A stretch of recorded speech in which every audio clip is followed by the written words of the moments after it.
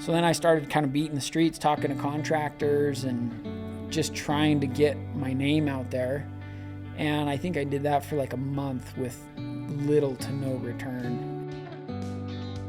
This week on Nailed It, we sit down with Andrew Wallace, owner of Contract Wallace and living proof that there's no straight line to success in the trades. Raised in a small town in Idaho with a wrench in one hand and a ski rope in the other, Andrew's path took him from sponsored wakeboarder to semi-truck driver to one of the most dependable subcontractors in the region. Along the way, he built more than just job sites. He built resilience, grit, and a business that now runs crews across multiple states, including active military projects. In this episode, we dive into how the love for the lake and a couple of broken bones and one busted steering column led him to a career in construction. If you've ever wondered how blue-collar hustle meets entrepreneurial instinct, this one's for you. Let's dive in. This is Nailed It. When I was in high school, I built a winch that would pull us for wakeboarding. It had a little gas-powered motor. And it pulled you fast enough? I still have it. It still works. Oh, very cool. Yeah. Where'd you put it? Like at just like the pond, local Anywhere. Pond or something? Yeah, like we've... I think one of the funniest one is there was a construction site in Las Vegas that we went and drug. They had those plastic barricades. Oh, yeah. You know, and we drug one into a spot that was flooded. It was probably this much water. We drug this barricade into it and we winched it and we're jibbing a barricade. Oh, that's cool. Yeah. Or like we've built rails in the Virgin River down in St. George. Okay. Those were pretty cool, actually. I broke my arm on one of those. Because how bad? I just broke both of them, right? But not compound. Didn't come out through the skin. Didn't come out, no. Yeah, but you knew you broke it when it happened. Yeah. I've broke this arm 3 to 4 times and this one twice. So I knew what was going on. You were like, yeah, I've been down this road before. I looked at it and I'm like, it just did the nice little turn, you know? But you're probably much more adventurous than me. I have broken a wrist. And that's about it. It's all the same. It all just sucks. Yeah. No, absolutely. So, but your right arm 4 times. I think so. Dude, that's maybe intense. 3. I think 3. It depends on like how you count it, but we'll call it 3. Yeah. Yeah. Nice. Well, I grew up with 4 brothers, and my folks actually made it quite a number of years. I think my brother, before we had our first stitches, my brother I think was 15 years old. And he was in shop class and cut his neck on some sheet metal. Oh, really? And had to get it stitched up. Huh. And then it was just like an avalanche of stitches after that. It was like my brother slammed his hand in the door. I did something really stupid and hit a bullet on the back to like dig the bullet out of the grass. Well, unfortunately the shell split out and I had to like, put my fingers back together. Really? So the bullet ignited? Yeah. So it was like... What was it, a 22? Yeah, just a 22. Fortunately. I was going to say, because otherwise you might not have a hand. Yeah. We, me and a buddy in the neighborhood, smart things that you do when you're a little boy. Yeah, boys, yeah. I can't remember if I was holding it, he was holding it. But anyway, one of us was holding it with like a pair of pliers or like, vice grip or something, holding the bullet.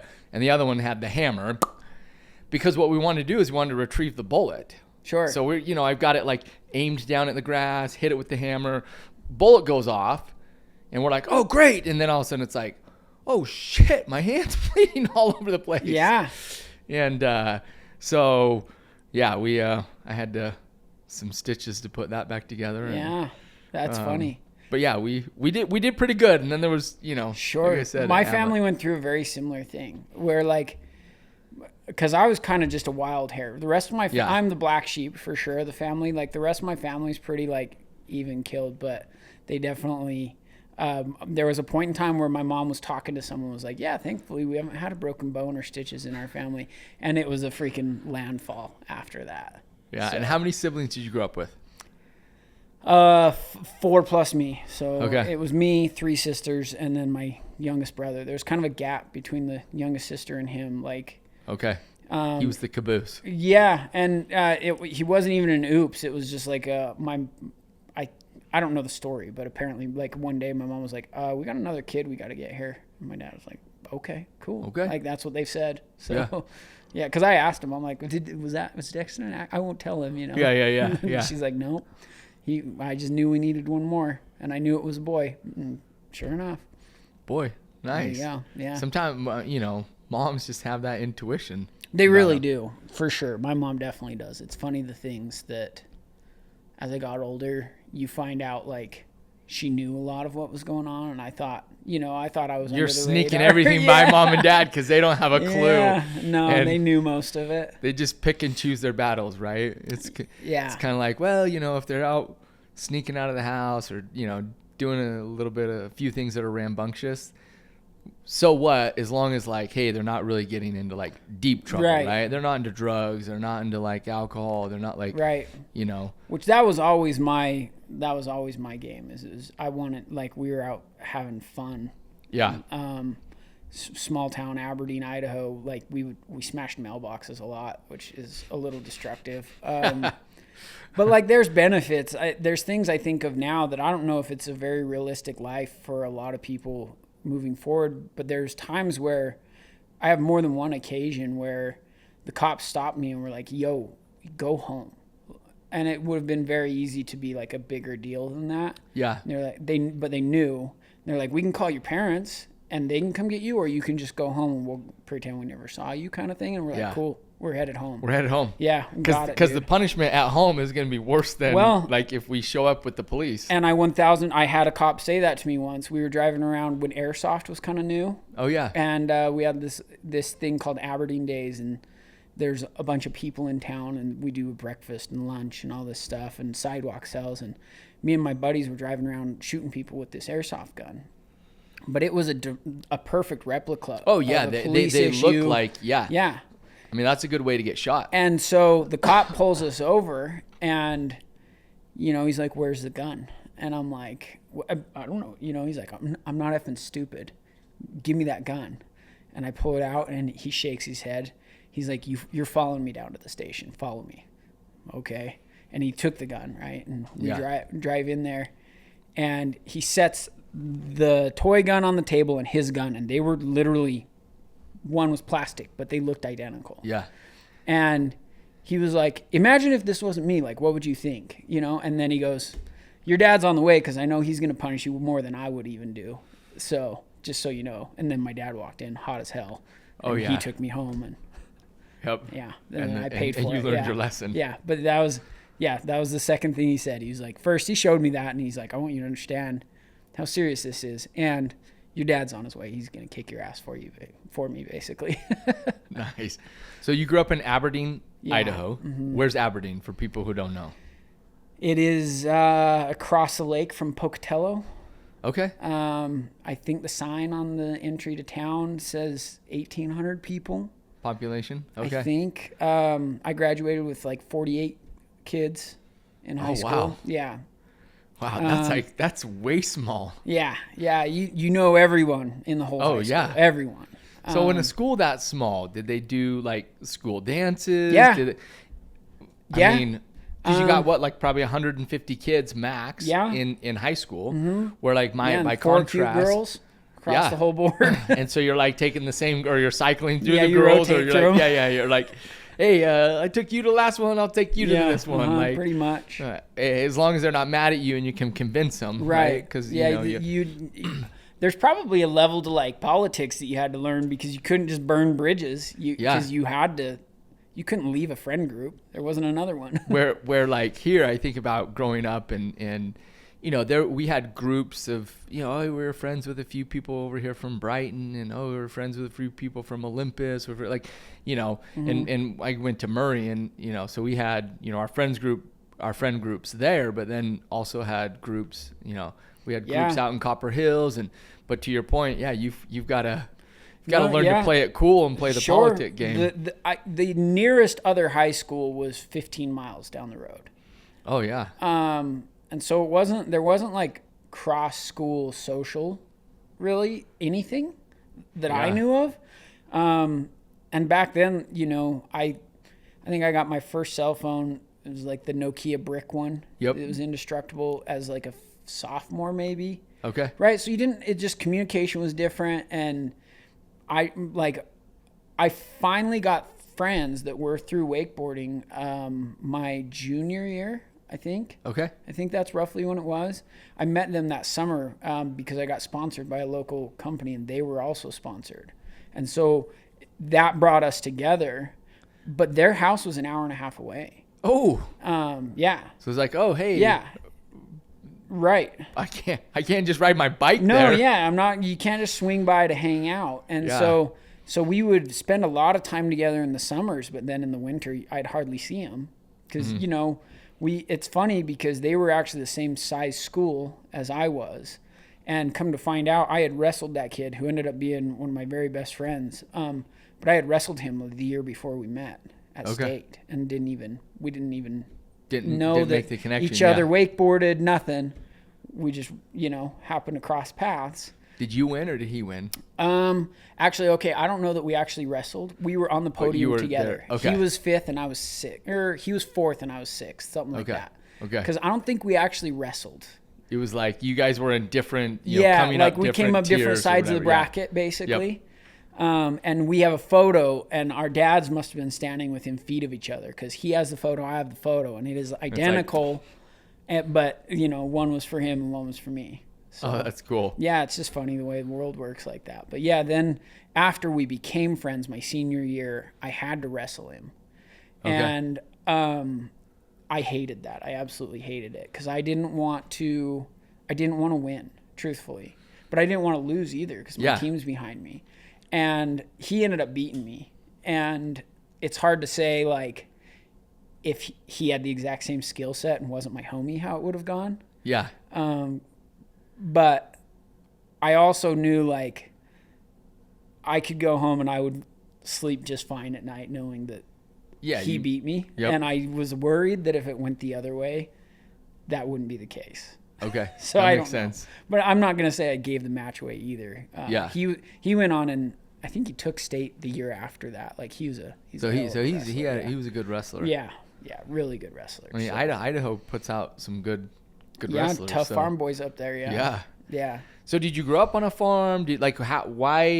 Why this small town in Idaho? Why did your folks live there? What did your dad do? So my dad owned a pharmacy. Okay. His dad moved them to Idaho. So my grandpa was in the military, spent time in Germany. My grandma was Canadian, I think. Like my grandpa was a very well-traveled person and kind of settled down. And my dad was born in Provo, I think. Okay. And then I think they got tired of the city life. I don't know. They moved to... Which back then it probably wasn't much of a city life. Right, but yeah. And more city than where they moved to. Exactly. Yeah, tiny town. And bought this little pharmacy. And so my grandpa ran that. And then I would have been in first grade when my dad took over and started running that and basically moved into what was the pasture of my grandpa's pasture. So I grew up like sharing a yard with my dad's parents, and then my mom's parents were from across town, which is a mile maybe. Okay. Mile if you're so you got this shape. you saw your your grandparents quite a bit growing up. All the time. Yeah, almost daily. Which I imagine was fun because it's like, I mean, grandma and grandpa for me growing up was always fun to go visit grandma and grandpa. Yeah. Right. Sure. Wasn't as many rules. They were a little bit. I think they know at the end of the day, like, okay, these kids are going home. Mm-hmm. Like we don't have to do a lot of the discipline side of it. Yeah, 100%. And it was, I mean, I don't know that I went to their house super often. And the funny thing is my dad's parents, they were almost a little more strict. Okay. But my mom's parents were more that way. It was like, yeah, we're going over here to have fun. And we're a little more laid back. Drink Pepsi and whatever, Can we get some Kool-Aid, Grandma? Yeah, of course. Grandma always had here's some Pepsi. Caffeine-free Pepsi, and she'd pour it on ice, and that was the move. Yeah. But I would cross paths with them, though, because I think my grandpa would just go hang out at my dad's store. And so, like you'd walk home from school to the store because mom and dad are both there. And it seems like we usually had chores to do or whatever there. Or we did a lot of just hanging out, watching movies. When it started, it was a a pharmacy, like a mini Walgreens, call it. Okay. With a video store. Oh, on the okay. other half. So, well, back in the day, I mean, that's how you rented videos. Sure, yeah. So we would go up and we'd watch movies a lot. We'd sit in the back room and watch movies till 6, and if we didn't have whatever else going on. But so it was that or go home. But yeah, pretty fortunate that way to get to know both sets of my grandparents really well. Yeah. So you grew up in small town Idaho. Mm-hmm. How do you get into wakeboarding? That's what we did. That's just like, because it was like, hey, there's a lake here, and I don't know exactly, but my grandparents had one of the first 3 Malibus in Idaho ever. Okay. My grandpa didn't love the boat, but his kids did, and he had an inboard outboard of some kind. Something happened. I don't know if he was turning wrong or what. He and other people got thrown out of the boat, and the boat chopped his arm up pretty good. Oh, wow. He regained full use of his arm. It wasn't like life-changing. But like to be thrown out of the boat and get the motor right to cut you up, like right, pretty traumatic deal. Yeah. And so he kind of was like, we're getting rid of this boat. We're not doing this anymore. And I think my dad, and this is I don't know this story as well as I should for how much I love the water. But my dad was somehow involved he had a friend that was also involved with the guy that now owns Idaho Water Sports, I think. Okay. This is rough, so there's probably missing details here, but they kind of started bringing Malibus in from California. And so my dad helped them get that accomplished when they first started doing it back in the day. And so the solution was, we'll get this Malibu. They don't do that. You can get them out like this 88 Malibu. I think their first one was like an 86 Malibu skier. Uh-huh. But the one I remember was an 88. They got an 88 in 88, the year I was born. And you could get that boat going as fast as it would go and turn it, and it just slides like a jet ski across the water. They don't. Yeah. So that was the solution. The props clear up underneath it. So that's what they got, and they took to water skiing, and that's what we did with our free time. Like if it was a family reunion, if it was anything, you're out on the lake. That's what we did all summer. Like we would get up at 6 a.m. and we'd go run to the lake.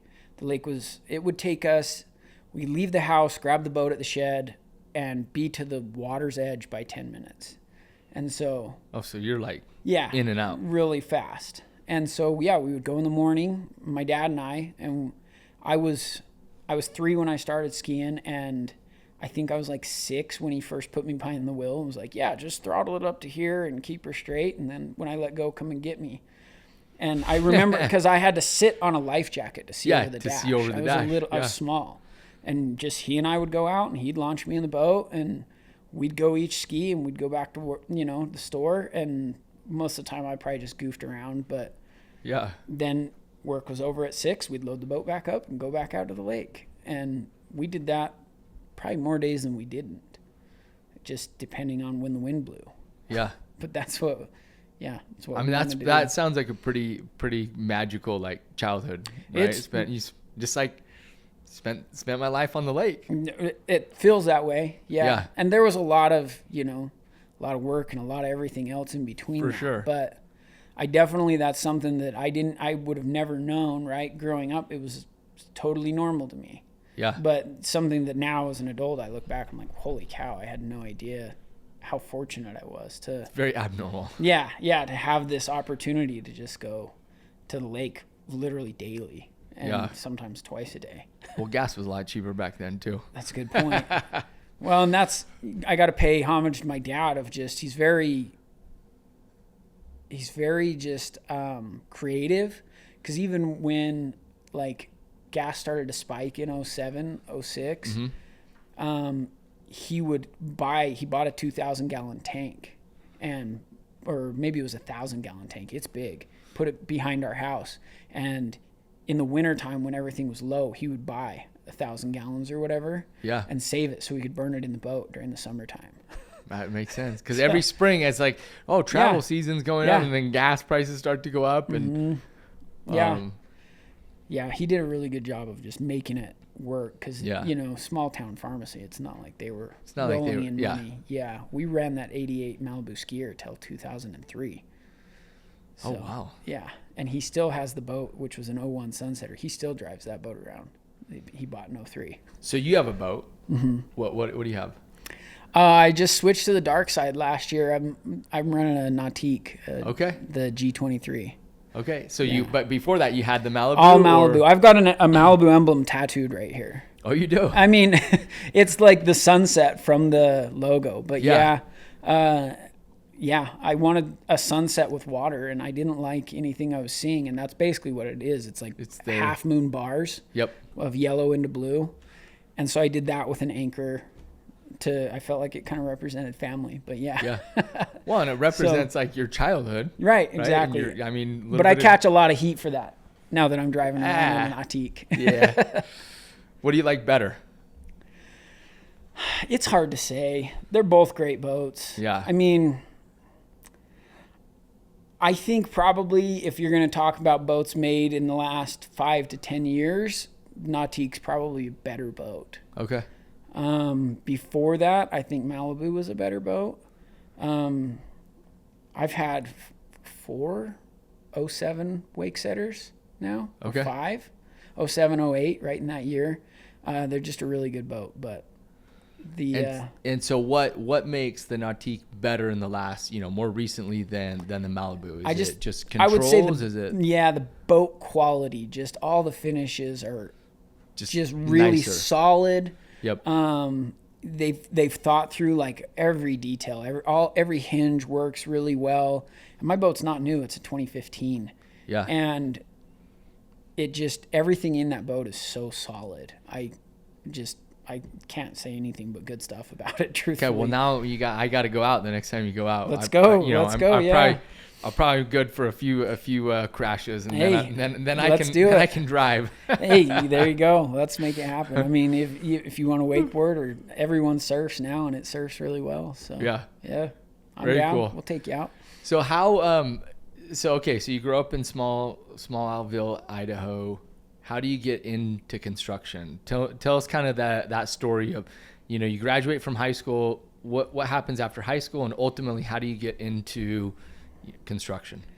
So the funny thing about that is virtually I think everything that's become my adult life is an avenue from wakeboarding, which is kind of wild to consider. But I'll try and make it as brief as I can. No, give us the details. Give us the juicy details. Okay. Well, so at, 10, 11, I've always been a very hands-on. I like to build whatever. My dad needed a bathroom remodeled in the store. And he was like, okay, cool. Like, he would give me step by step. Here's a hammer and a claw. Like, get all this crap off the walls and tear it down and haul it outside. Okay.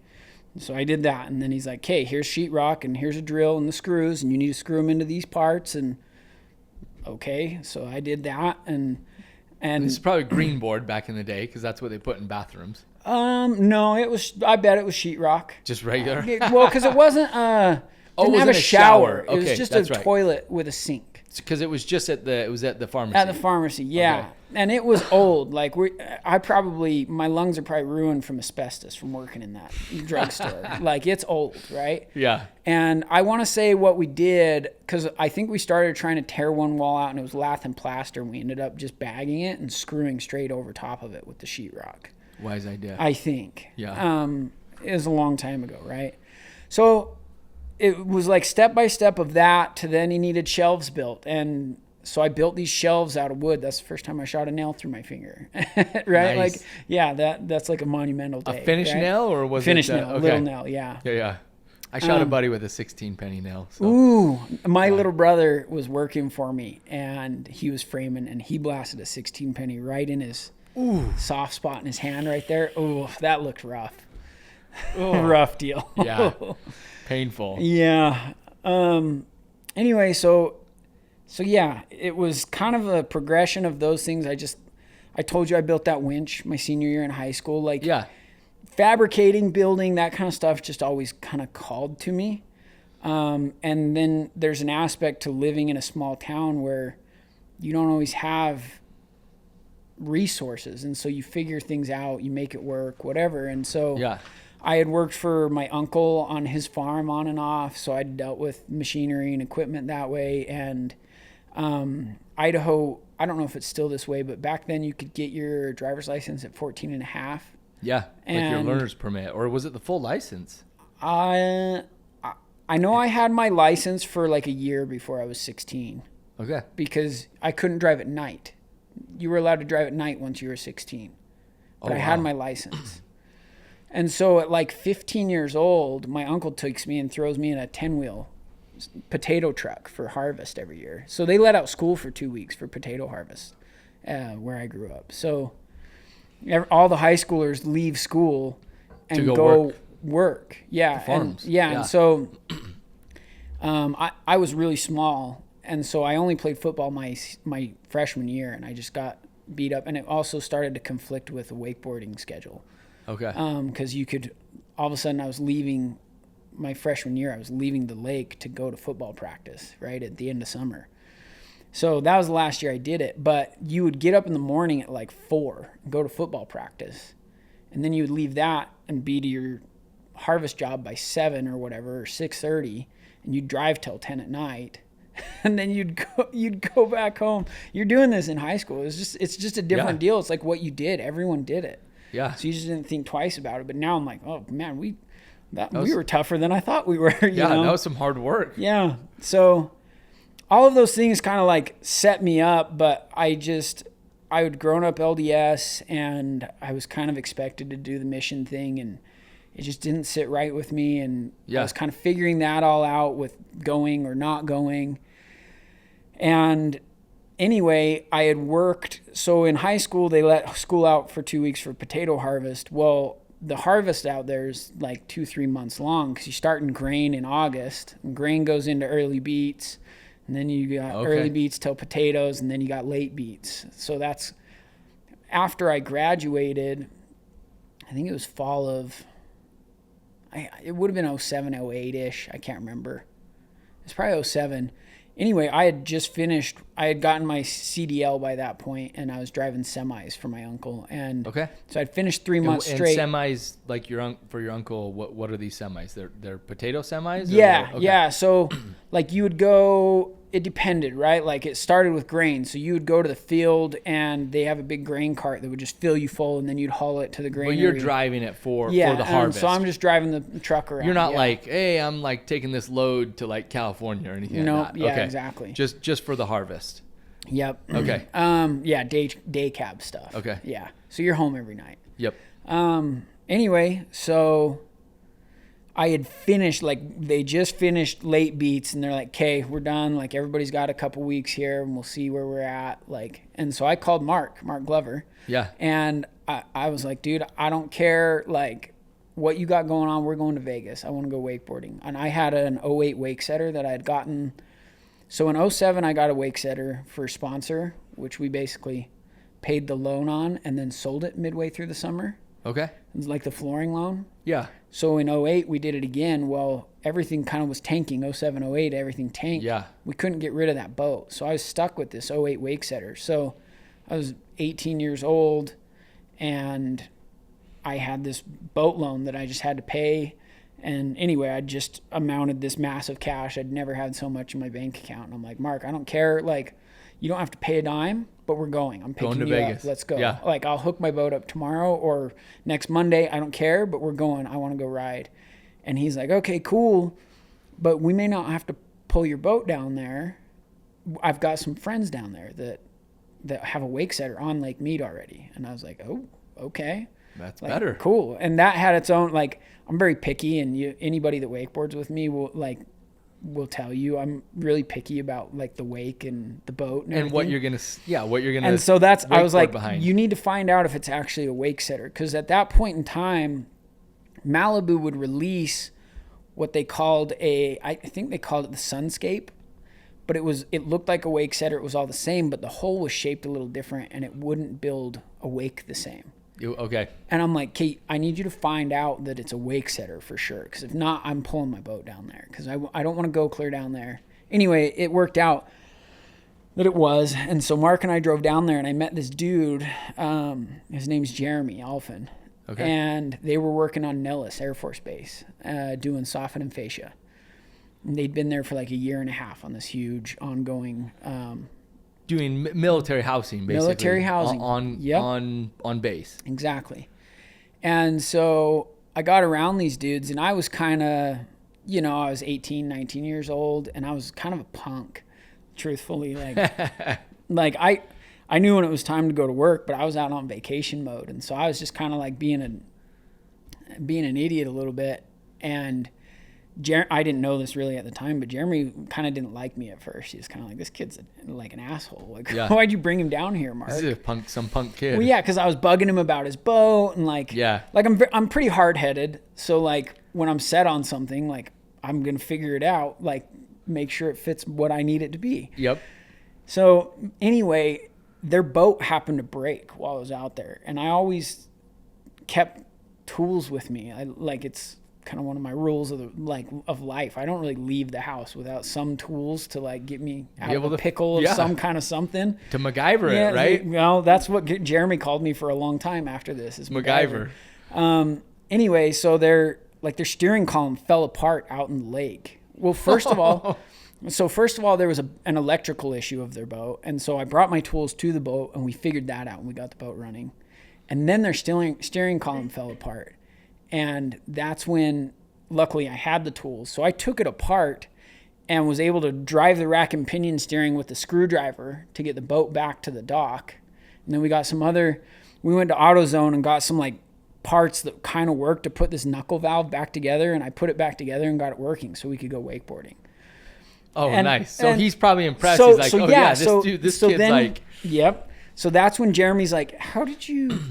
do that? Like, how'd you know to do that? And that's when I like switched out of vacation mode, Andrew, and into, you know, work/real Andrew, and was like, well, you know, you grow up on a, small town, things happen. You don't always have stuff. You can just learn to make stuff work. And you solve the problem. And we started to have a real conversation, right?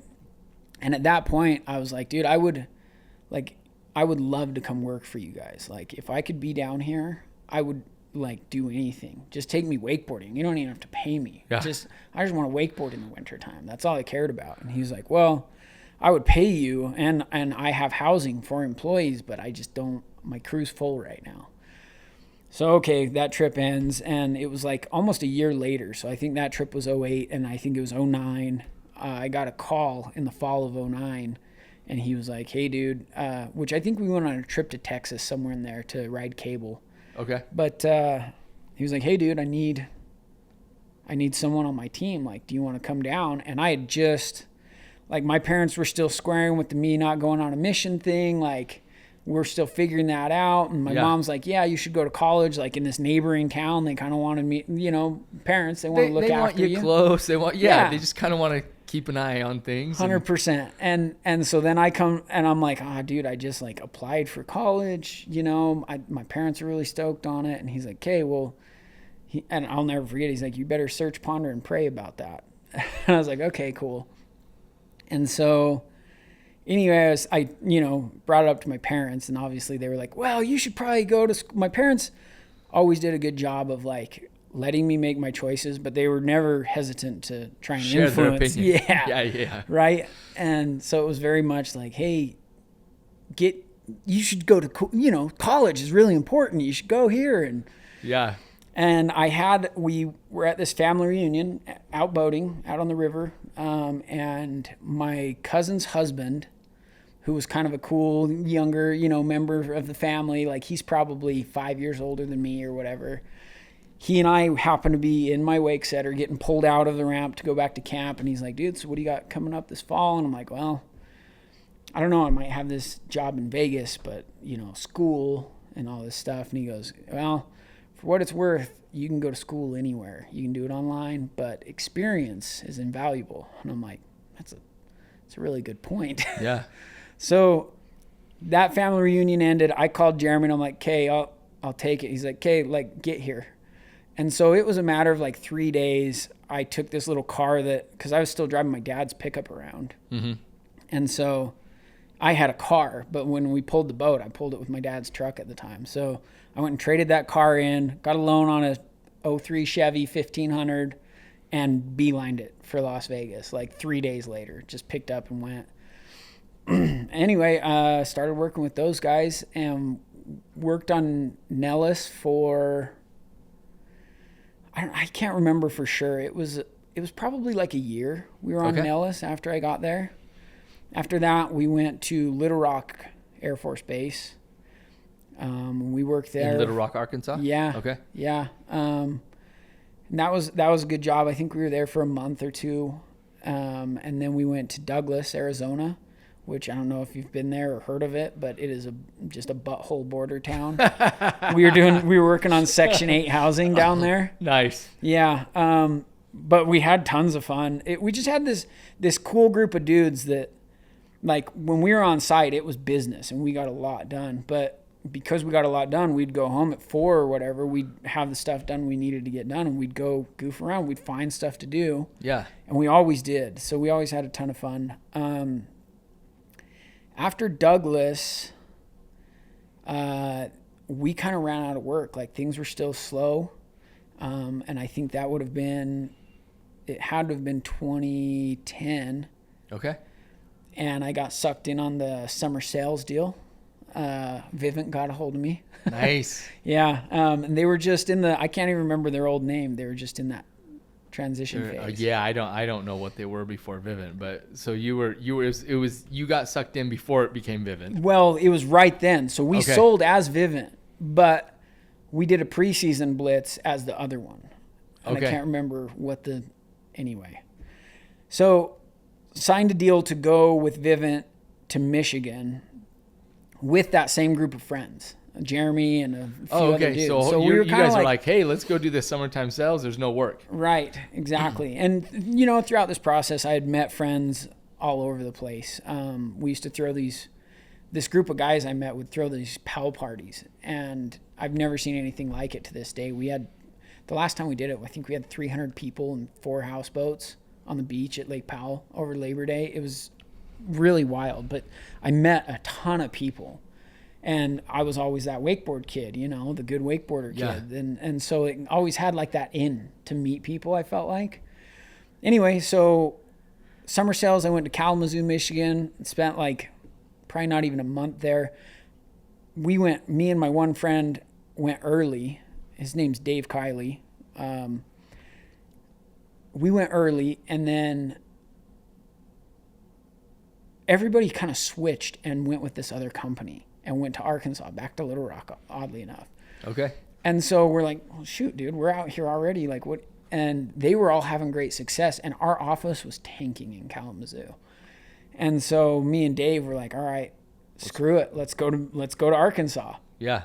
And so we had my Chevy and my boat, and we drove from Kalamazoo to Arkansas. And I think I was in Arkansas like a month. I was not a good alarm salesman. We had a ton of fun. We lived right on the Arkansas River. We took the boat out a bunch. We had a great time, but I made no money. Okay. And so like my construction and truck driving funds are starting to dwindle, and to the point where I had my close friend that I told you about from the other city. He had just gotten back from his mission, and they had gotten a bunch of trucks on the oil boom up in North Dakota. And he had called me because I had my CDL, and he's like, dude, like they were paying $30 an hour. And that was unheard back of. Then that was like, that's really good money. $30 an hour. Truck. And as many hours as you can handle, essentially. And so, I called my parents and borrowed money to leave Arkansas. And I left my boat there with Jeremy. I was like, hey, dude, will you just look after the boat and get it back to Utah for me? Okay, cool. So I went to North Dakota and drove trucks on the oil rigs for 4 or 5 months probably. Were you there during the winter? Yes. Yeah, I got there in probably July, and I think I left it was around Christmas time that I was just like, dude, I can't. I mean, January, February is worse. But still, you were there in December. Sure. So in order to start the trucks, did you have to have them plugged in? We never shut them off. You just ran them. Well, they ran around the clock. Just let them idle. Yeah. Stop. Yeah. So the first week I was in town, I worked 3 days. I was on the clock without stopping. You'd just, when you're getting loaded or unloaded, you'd nap and then just keep going. How long does it take to load and unload? 20 minutes. So you're taking like cat naps. Yeah. Yeah. Or like if it got really bad, like if you were really dozing, you'd pull off for 30, 40 minutes. But yeah, you just kept going. And because we had no one to run the trucks and we had contracts. So you got to fulfill the contracts. Right. And so it didn't last long of that where you would just be like running yourself ragged. But I mean, I also remember those first few checks. I was like, holy cow, I've never gotten and they were paying us as subcontractors. So there was no taxes out of it. And I didn't get that. So I was just like, you're like, wow, this is incredible. Yeah, this is all mine. The best thing that's ever happened. Yeah. So you do that. Where do you go after that? So I had been conversing with a friend. I had this wild hair that we should get snowplows. Okay. And so my buddy, he's kind of he finds deals. Like I don't know that he ever, until he got married, had a real job. He would just buy and sell stuff like on Facebook Market, or well, it was KSL. Okay. You know? Yeah. And find it, resell it. Yeah, find it, exactly. Yeah. Basically flip stuff. Yeah, he would get auction deals and sell it on KSL, whatever. He was really good at it. And so he's one of the friends I had met through the POW parties. And anyway, so I had kind of I was like, dude, we ought to get these snow plows and plow snow for the winter. That'd be kind of fun. Yeah. Like the money seems right. And so he found some bargain deals on rundown snow plows, and we fixed them up, made them work. We got some truck out of Michigan that had a plow on it for like $3,000 or something like that. And he had a girl that kind of wanted to date him that had flight benefits. And so like he used that to go get it and then drive it back. Yeah, like just dirt cheap. So we weren't into these very much, but it ended up being the worst winter up until this one probably ever. When like the Utah, there was no snow. Yeah. Like we plowed 3 times, maybe. Ooh. Maybe. Yeah. So, but I had just enough money from North Dakota. It was fine. And I had a ton of fun. We were in Provo.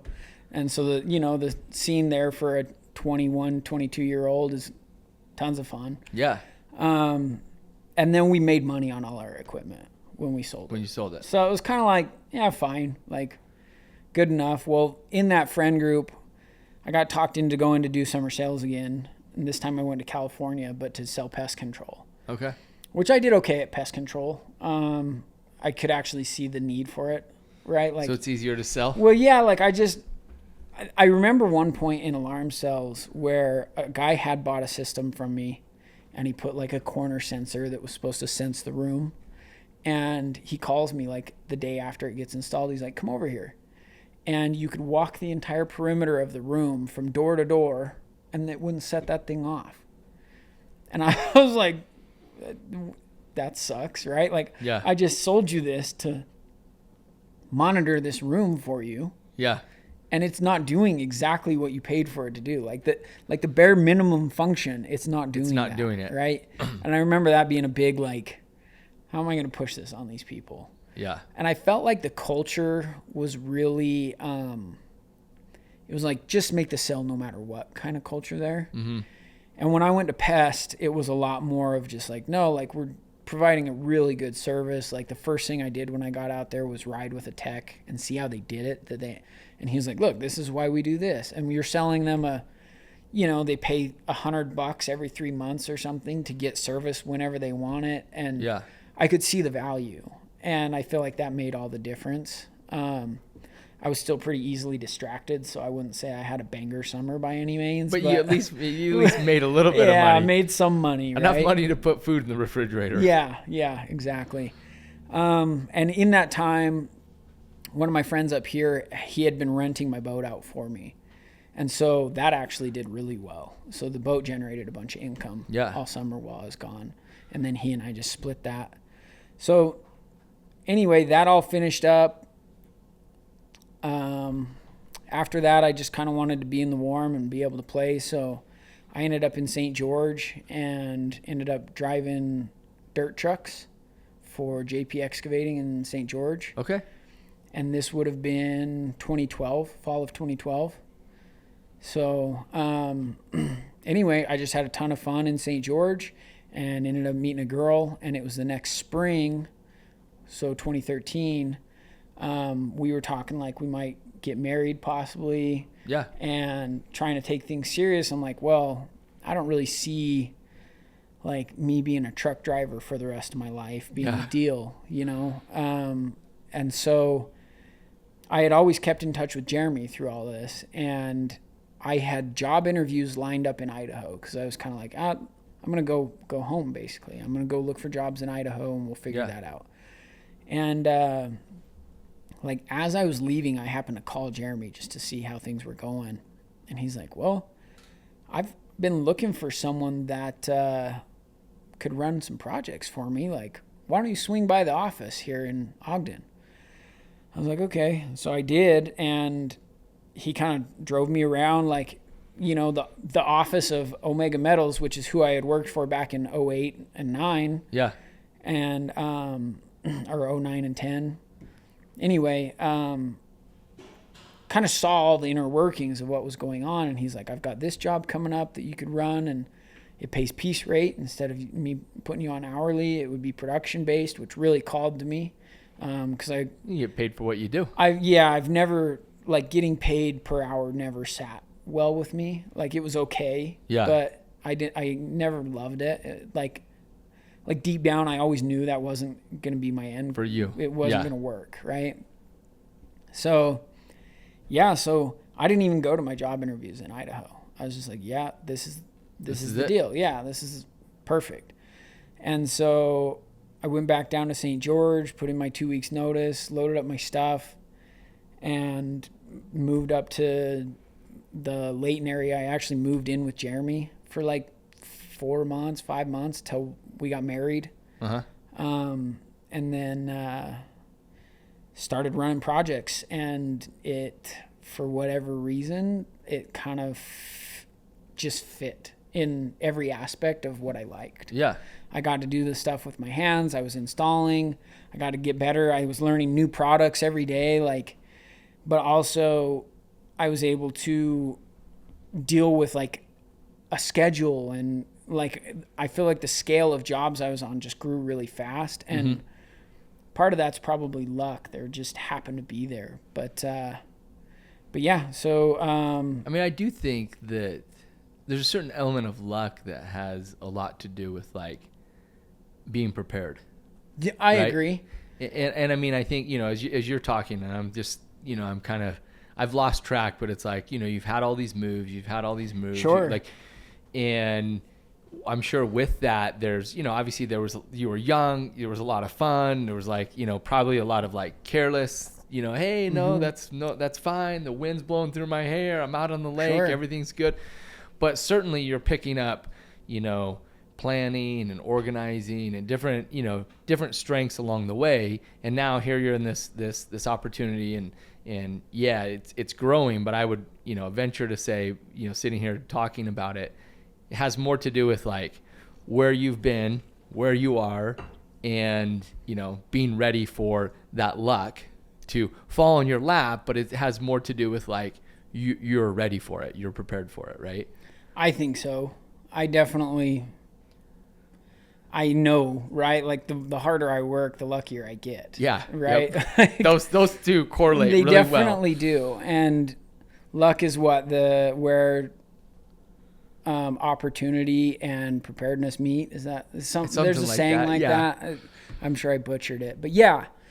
I think so. I definitely, as much fun as I was always having, I never stopped being perceptive and curious about, even when I was doing summer sales with pest control, like the workings of the business and why, like how the contracts went. And I still have a really good friend from, I actually have a lot of good friends that 2 of them were in ownership, and one has branched off and done his own, and his pest control company is absolutely crushing it out in Arizona. And I still talk to him about business. Yeah. You know, and the way things work. And that I'm really actually grateful I got in with those guys when I did, because as much fun as we all had, it was also still about like I feel like there's this line in society between like a lot of people associate like fun with like partying and like who cares kind of mentality, if that makes sense. Yeah, like for sure. It's like the idea of living for the weekend almost. Mm-hmm. And that was never us. It was like we lived for like the week-long vacation kind of, but we also lived for the hustle. Like we liked them both. Yeah. If that makes sense. Of course. And so I do think there was a factor there that carried through. And so yeah. So you're with Jeremy. You've kind of you've excelled. You know, you've kind of taken this new position. You're married now. Yeah. Kind of what happens after that? So I just kind of grew, I guess, is what I would call it. I got better at what I was doing. I got better at handling people and superintendents. And I went, from this little job here to the next one was, it was like 12 duplexes up in Wyoming. They needed metal roofs, and it wasn't the whole thing. It was a pitch break. So there was one over each porch on the duplex. So there's 2 back and 2 front porches. Yeah. And I went up there, and so that was the first like multi-family kind of vibe I got, where I'm dealing with a super and a schedule, and so I handled that, and then came home, and they had this project in Vegas they couldn't find someone to handle, and so I loaded up and found a couple guys here and headed down to Las Vegas, and it was Section 8 housing, and I want to say it was 12 buildings with 20 square of siding or 30 square of siding on them. Like they were pretty decent size.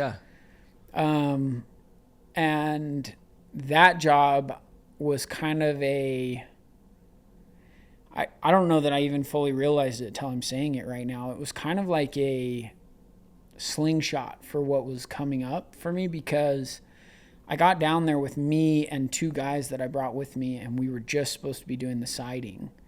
And there was these other crews that came from the owner of Omega had brought in from, I think, Louisiana, and they were supposed to be framing these pop-outs on these buildings and putting the insulation on them.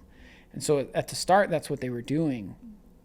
Well, after a certain amount of time, I can't remember, they got called out of there on top of the general contractor being like, hey, we got to have this done by the end of the year. And this was in we had 2 or 3 months left to the end of the year, but we were scheduled to be there for another 6. They almost cut our timeline in half. And, so at first we were like, well, there's no way. And they were kind of like, well, in your contract language, it says we can do this. So you find the people or we will, kind of thing. And that's when I started just finding people, and I built a team there. And again, it was kind of luck.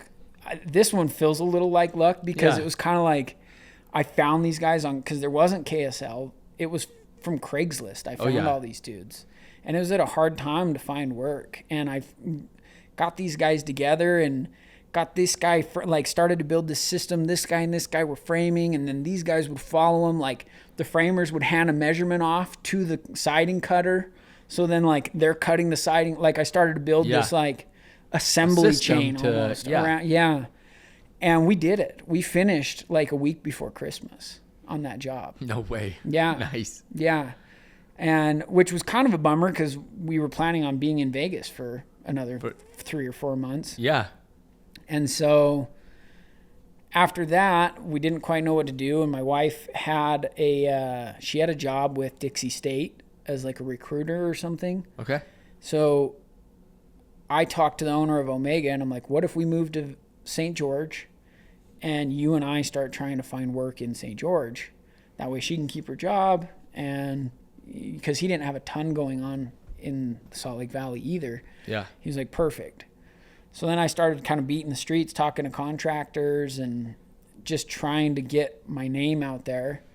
And I think I did that for like a month with little to no return. And hindsight, it could be that I didn't know enough. It could be that he was putting too much money in it. It could have been a lot of things, because I would get the info and send info to him, and for him to provide the pricing. Then he would bid it. And so I don't know what happened there, but we got no traction. And then we were getting more and more work up north. And so I started driving. I would leave Monday morning at like 4 and drive up to the Salt Lake Valley and then hang out work all week, and then drive home on Friday and be home for like 2 days, you know? That's hard. That sucked. I've done the travel thing. Oh, it sucks. Yeah. So anyway, I just kept growing this ability, I guess, because it was like little projects, but then it was like another big one, like a decent sized one. And then it kind of came to a head in 2016, and there was a lot of factors that came together to make it happen. But I had stuff going on already, and I had me and 2 guys that were like, we were working our freaking asses off to keep up. This is down in St. George. No, this is in Salt up Lake. Here. Okay, okay. And so you're still driving up at this time? Well, so I think around that time is when we finally just moved. Okay. Moved up to Ogden. Okay. And because that's when things started getting really busy. And me and these 2 dudes, we were just really working. And my little brother was like a junior in high school. I would bring him down on the weekends sometimes and make him work with me. Like just to try and catch up and it was stay 6 ahead. days, 12 hours a day, like as hard as we could go. Yeah. And we had this project hit, which is it was called the Park at City Center. There's a big building right behind the Hale Theater. Yeah. Off of 106th or whatever over here. So we got that project, the siding on it. Omega did. Okay. And Mark the owner of Omega. He shows it to me, and he's like, I don't know what to do, because he didn't want to like go over 50 employees. And I was like, so he was kind of like reeling me back, and I'm like, dude, we can't pass this up. Look at that. It's like the biggest job I'd ever seen, you know? Yeah. And I was just drooling at the mouth. He's like, I just don't see how we're going to staff it. Like, you need 10 more guys. I was like, let me think about it. And so I got thinking, and I put together a plan to be a labor company for him. I was like, it solves your issue of not wanting, because once you cross 50 employees, it comes with There's lot of different implications, problems, right? I was like, it solves your problem of that, and it solves my problem of you holding my reins. Yeah. And anyway, I showed him in a way that made sense for both of us, and basically asked him to front me $4,000 to pay for my opening insurance policy and like 2 other things I needed. I can't remember. And he was on board for it. And so we did that, and I found these like 4 guys that had some experience, 3 of which still work for me. And this was back in 2016. And we just started chipping away at that big project. And it was one of those things that like I was so in over my head, but like I just didn't see another option. It was just like, no, like this is what we're doing. And it's kind of funny because there's a factor that happened there is I ended up getting divorced, and the actions that were happening of my wife like taking off and doing like not wanting to be around me and not wanting to communicate with me put me in a place where the only thing I had left to turn to was work. Yeah. So all your energy goes into work. Every ounce went into that. I've been there. Right. And truthfully, I don't know that I could have done it without that. Yeah. It's maybe a twisted view. So it's maybe a little blessing in disguise. It was a wake-up call, right? Yeah. Because I didn't get married out of a whim. Like I loved that woman, right? And I had things that I did wrong. She had things she did wrong. And our relationship started to go like this, and that's when it really hit me like, this isn't what I want. And as hard as I fought for it to not go like this, she had kind of made her mind up. And that started to wake me up to like, my shortcomings and the things I couldn't control. And because up until then, like, I kind of feel like I had this attitude of like, I was this cool guy. Like I'd been a, sponsored wakeboarder, and I'd done this, and I'd been around and all these things. And I kind of had this attitude, and that just knocked me flat on my ass, truthfully. And it put me in a position to just, I feel like I had to rebuild from the ground up. Yeah. And I truthfully feel like I rebuilt who I am entirely. I rebuilt my belief system around the way I thought life worked, the way I thought I worked, the value I thought I presented versus what I actually presented, and understanding that really, like, I don't know anything. Really. Yeah. That's what it came down to. And anyway, kind of put me into this place where I started over, and I started rewriting my whole book, I feel like. And it allowed me to, as that project grew, it wasn't even over yet. And Jeremy had just got his teeth in another multifamily, and it's right next to Farmington Station. It's another big one, just this side of the freeway, dark buildings with red brick. Yeah. We did those, and that was my second big project, as well as contracting. And he kind of the same thing. He was like, "What, can we do this?" And I'm like, "Give me a week. Let me find some guys." And I just started finding these guys and putting them together and figuring out like which one of them thought he was the leader and which one was really the leader, Well, and I think as you're kind of looking at this project and he's going, "Oh, how do we do this? I'm not sure we want to do it." I mean, I'm thinking about you fixing the steering column, right? It's like you just, I think there's people out there, and there's a lot of them in construction that have an uncanny ability to just solve problems. Sure. And that's a lot of what construction is solving problems, right? Mm-hmm. There's a problem, you solve it. Mm-hmm. Whether it's the labor, whether it's framing, whether it's material, whether it's an inspector that's a stickler. Like you just, you chummy up to the inspector. Whatever it is, you kind of do whatever needs to be done to get the job done. Right. So this is kind of your second big job. And so what was the date that like Wallace Contracting started?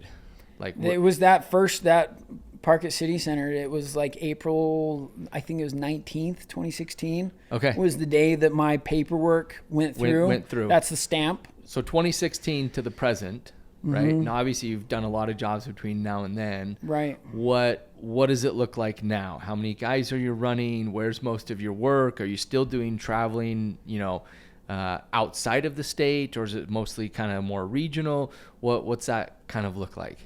A little bit of all of it. So any more military work? Yes. Okay. I have a crew of 10 in Tennessee right now. I love it. That's on Fort Campbell, and they're working on military housing and doing lap siding, and that is something that I am partnered with Omega on. Okay. So I still work with Omega, and we partner on jobs. I have some jobs that I just do labor for them, some that we partner on, and some that I just do on my own. And we're just with contractors that you have, like contractor says, "Hey, I want this hardy siding," and you go, "Yeah, yep, okay." Yeah, I've been very careful not to keep a good relationship with Omega, and I probably handle. I'll bet my labor force probably handles 80 to 90% of their workload now. Okay. And so it's been a good marriage. Yes. For the two companies. Yeah. And there's been some hiccups along the way that I think a really funny thing about business is anytime something could be bad, there's usually a lot of good that can come out of it. Mm-hmm. And I think a lot of people get nervous about like butting heads or having a hiccup or, getting in an argument or whatever it could be that may open a door to something that you weren't even looking at. And I guess a lot of the time it would be considered the hard conversations. But there's been things over the years that they sent me to go handle. I did a project in Florida for them, and I did it completely under their name. And I didn't really get paid out the way that Like it's a long story. They had a guy running the job that was dropping the ball, and they sent me out there to go figure out what's going on. So I had to fly out there, meet this guy, fire him, take his truck away, and then take his crew and convince them that I'm not the bad guy. Yeah. And then get this ball rolling again.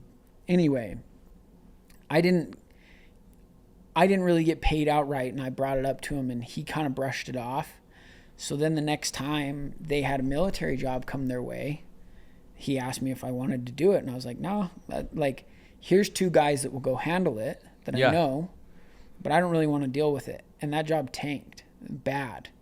And so then the next one came through, and it came to Jeremy, and Jeremy's like, well, do you want to handle it? I'm like, yeah, but I don't, like, I want all of it. Yeah. And so I did. I took the whole thing. And then Mark, the owner, caught wind of it, and he called me. He's like, what's the deal? Like, what happened here? I'm like, well, this happened. And I laid out that, like, it was a decent list of things that maybe had I brought up early wouldn't, but I took that step to, like, all right, cool. Yeah, I'll do the whole thing. And it started this fire that then he and I went into conversation about, to where now we have a really good partnership that works together for both of us. Because truthfully, that first one, it almost bankrupted me because it was so financially demanding, and military doesn't pay for a couple months. Oh yeah. Yep. And it almost sunk my ship. And so now Omega is like the big brother with the big deep pockets, and I go handle all the footwork.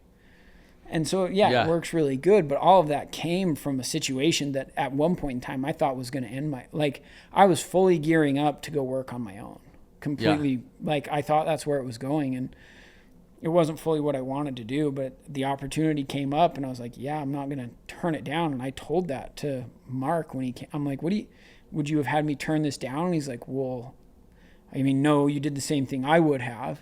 And I'm like, I'm not trying to burn you, Mark, but I'm also not going to stay in it to get burned. He's like, no, that makes sense. So he actually paid me out money, like 4 years later. He paid me out money for the Florida job to make it right. Yeah. So that is an acknowledgement to obviously the value that you bring to them. So hopefully. So Wallace Contracting, you're about 9 years in. Where, so, kind of as we're winding down, where do you see yourself going, right? Is you're kind of staying on this path, or there's some other things that you're trying to encompass and to maybe have more product offerings? And then what are you seeing with a younger generation of trying to get a younger group into construction? Because it's an aging workforce. Yeah. And everybody kind of, we all laugh about it a little bit, but we're all 40, 50, I got a sheetrocker who's in his 60s. I mean, and every time I see that guy, I'm like, I wonder how much longer he's going to hold on. Right.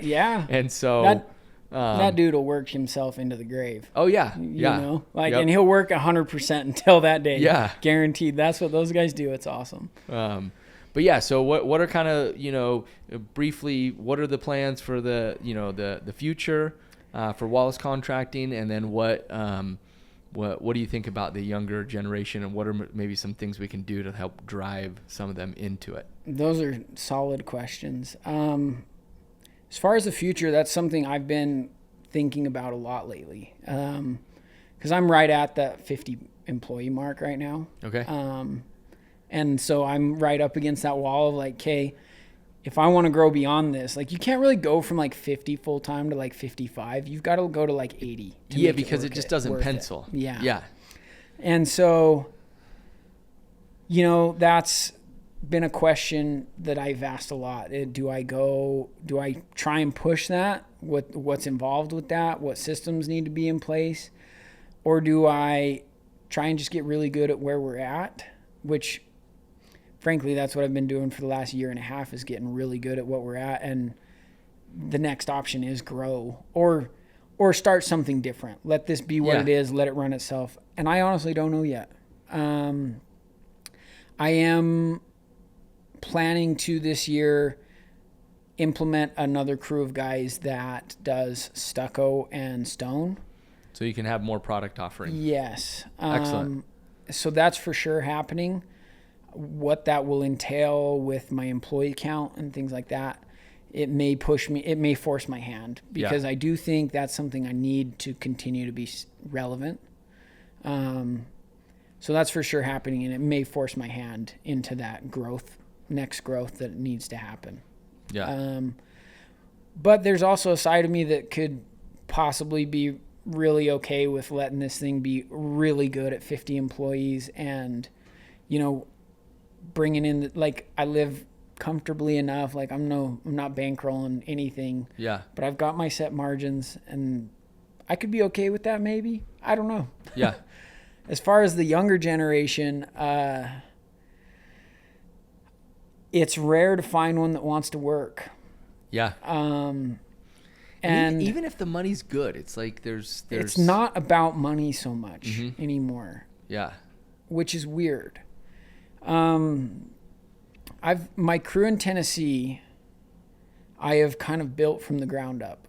I went out there, and I had a guy that went out there that was supposed to run it, and he didn't. And so I've trained all these guys by hand. I lived out there for 6-7 weeks straight, and then another month and a half on and off of getting these guys to operate. Get them dialed in the way you want them to. And they're younger. They're about my age and slightly younger. Okay. And so there's hope.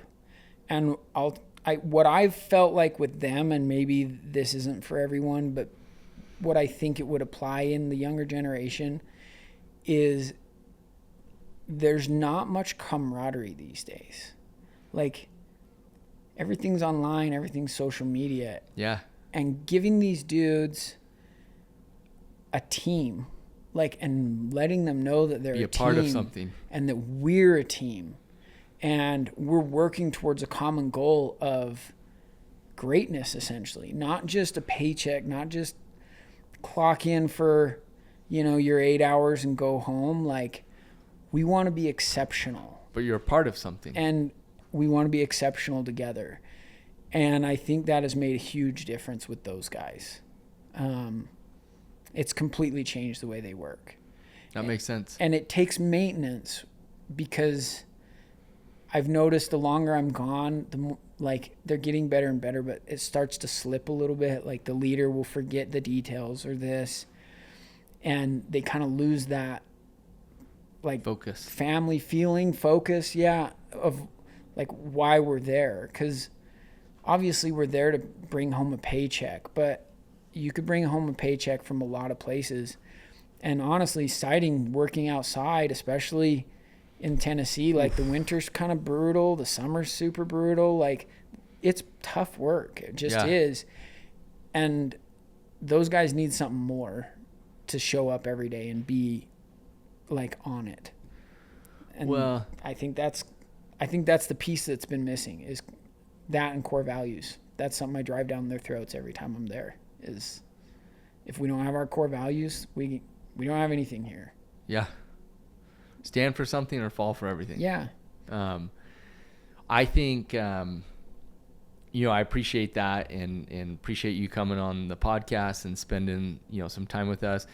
I think your point of kind of creating this family, of this unity, belonging to something, is culture. I know a lot of these offices, it's these kids, I have a friend in marketing, and it's they're getting all these resumes, and everyone wants to come in and work for $17 an hour, and it's you can make a lot more than that, but it's hey, well, but we've got a bean bag, and we've got slam ball and a refrigerator with Kool-Aid in it, or Gatorades or whatever, and it's there's kind of this culture that they've created. And it's so different from what construction culture has always been. Yeah. Right?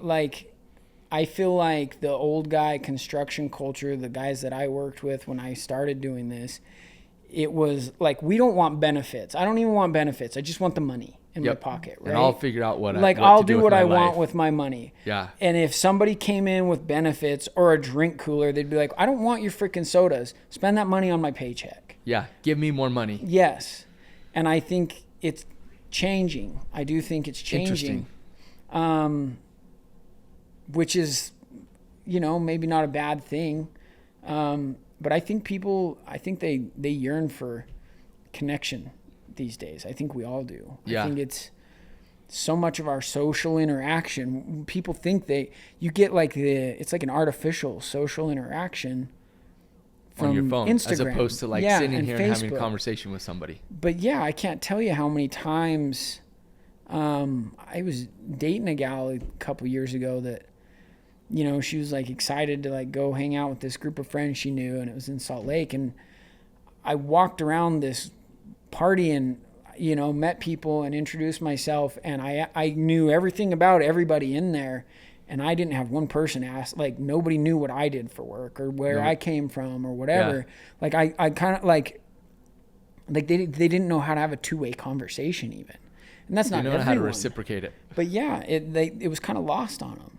And another thing that kind of blows my mind is people's inability to even be social if they're sober. That's a whole other thing. Like, yep.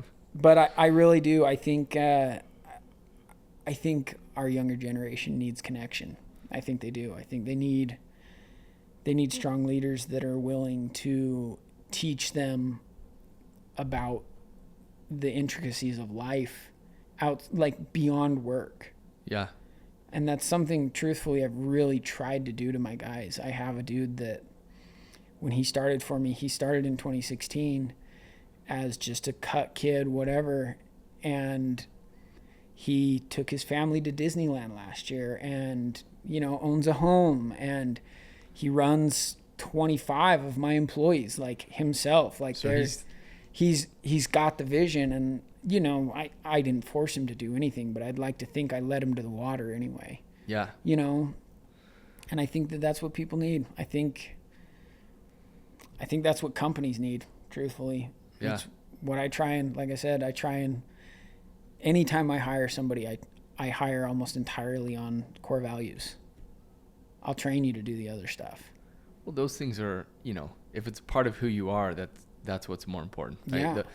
The skill set, as long as you're not just, you know, as long as you're like somewhat put together, a lot of that you can learn, right? You can be taught how to do those things. Well, yeah, if you've got a person that'll look you in the eye and tell you they made a mistake when they did, or will own up to things, or will show up on time, or will keep someone next to them accountable for their stuff, that's way more valuable than the ability to put a siding on the wall. Like, I could teach a monkey to hang siding on a wall.